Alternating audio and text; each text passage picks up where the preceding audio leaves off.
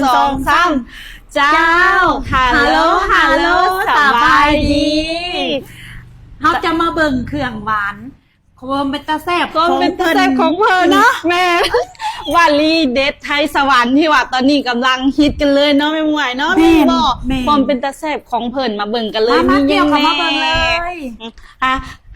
หาผู้จับกันกล้องซอยเนี่ยเด้อมื้อนี้มื้อวันจันทร์เนาะแม่เนาะเห็นแม่อัพคลิปมื้อน่ะเห็นอันเพิ่นลงมือบ่ว่าวันจันทร์วันที่20เนาะหรือว่าจังได๋ว่ามื้อน่ะอัพคลิปเฮาก็เป็นลงอะไรลงเฮาก็จะลงวันอาทิตย์อีแม่คือพอวันจันทร์ว่าซั่นเด้จังได๋ว่าเป็นหยังมาเด้อมื้อนี้วันจันทร์เด้อเพิ่นเปิดห้านเด้อแม่หมวยเปิดห้านปกติเด้อจ้ามาเบิ่งความเป็นตาแซ่บของเพิ่นเด้อขนมยังก็แม่เพิ่นฮ้องขนมยังก็อันนี้นะข้าวเหนียวแก้วห้วยงาข้าวเหนียวแก้วโหยงาเจ้าป้าความเป็นตาแซ่บของเพิ่นขนาดสุดเจ้าเฮาบ่ได้ประหยัดอันงาเด้แม่นไผที่ว่ามักกินขนมลาวๆเนาะแม่จะฮู้เลยว่าเวลาเฮ็ดขนมมันน่ะใส่เครื่องจุ๊กๆแบบสิเฮาเบิ่งออกเลยว่าแน่นอนความแซ่บของเพิ่นจังซี่เนาะเจ้าอันนี้ขนมยังก็แม่อันนี้นะซูเซ่ใส่ถั่วเหลืองเนาะซูเซ่ใส่ถั่วเหลืองเนาะแล้วก็จะมีหมักข้าวน้ำเนาะเจ้าบอกเลยว่าความแซ่บของเพิ่นเฮ็ดหั่นน่ะเฮ็ดใหม่สดทุกมื้อเนาะแล้วก็เมิดไว้อลีได้อร่อยเลยแหละเพราะว่าลูกค้าต่างแพงน่ะก็มาหลายแม่นมื้อนี้มาแล้วเซโปนแล้วก็เซโนเนาะเซโน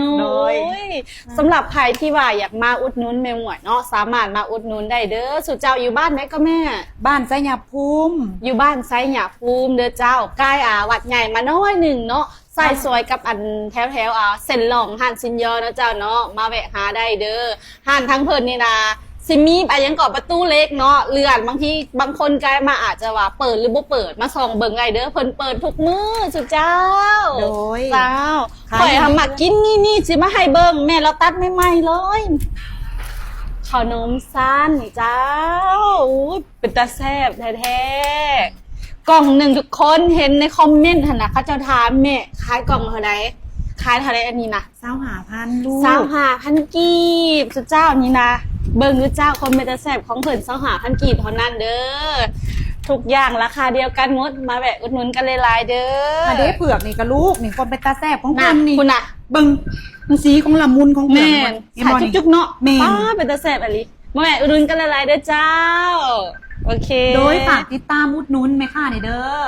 โดยเดี๋ยวแม็กจะขึ้นซ่องแม่หมวยให้แล้วก็ส่งทางการติดต่อสั่งขนมเนาะสำหรับใครที่ว่าอยากสั่งขนมมากินขอบใจหลายๆเด้อขอบใจหลายๆเด้อสบายดี